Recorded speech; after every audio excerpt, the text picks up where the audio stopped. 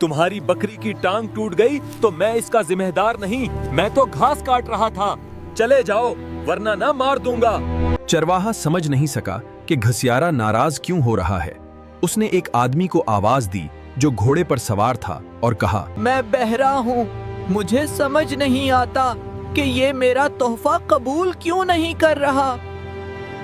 मैं बहरा हूँ, मुझे समझ नहीं आता कि ये मेरा तोहफा कबूल क्यों नहीं कर रहा।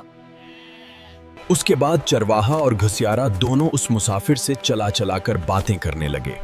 वो घोड़े से उतरकर उनके करीब आ गया, मगर जब उसने उन दोनों को गुस्से में चीखते देखा तो घुबरा कर बोला, हाँ भाई, मैं इकरार करता हूँ कि ये घोड़ा मैंने चराया है। इसी असना में एक बूढ़ा वहां आ गया।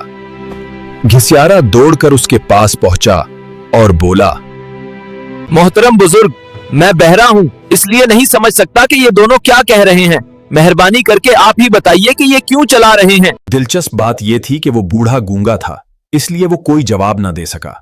वो उन सब के करीब आकर उनके चेहरों को गौर से देखने लगा। कुछ देर बाद तीनों बहरे खामोश हो गए। बूढ़ा उनके चेहरों को घूरता रहा।